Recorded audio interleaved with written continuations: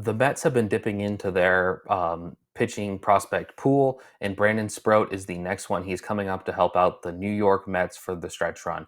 The Mets have had a lot of pitching issues with their major league squad. They have recently called up Jonah Tong. Nolan McLean has also been up with them as well. Sproat has had a interesting and very well documented fall in the public eye. In 2024, it looked like he was going to be the best pitching prospect for the Mets, and then all of a sudden things just sort of unraveled for him as he got to AAA. A lot of that does stem from a very poor fastball shape from a very generic release point.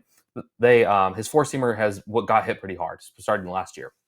And those issues carried over this year to the point where him and the Mets have been playing around with a sinker and changing the arm slot ever so slightly. So yeah, we're talking about and then with this new sinker that he's been adding, it's allowed everything else to play up because no one's ever doubted the breaking stuff of Brandon Sproat. But as always, a generic fastball four seamer from a generic release height of three quarters to the point where batters have been seeing this for such a long time. And once you get up to the AAA, those batters are some of the best in the entire world, even if they're not major leaguers. They've keyed in on where the fastball's coming out of, and when you're throwing as many fastballs as he did, the Mets and him have decided to dial back the fastball usage, increase the sinker usage, and sort of pitch almost not completely backwards, but that has allowed him to have the success that has led to him being called up for this stretch run.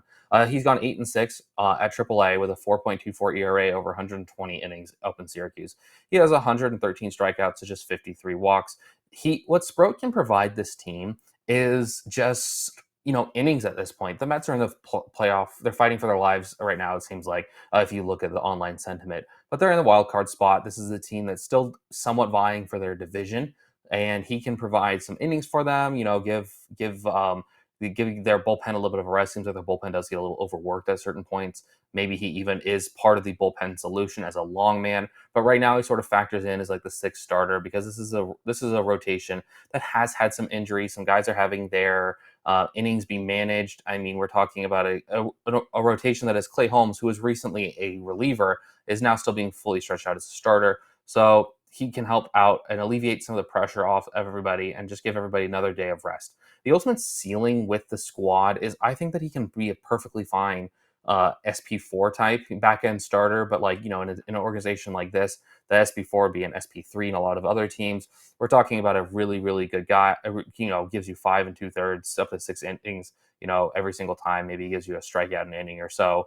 There's still some developmental runway with him, so I'm excited to see what the Mets do with him. But I think the ultimate ceiling is that of a four starter, maybe even like a decent three starter.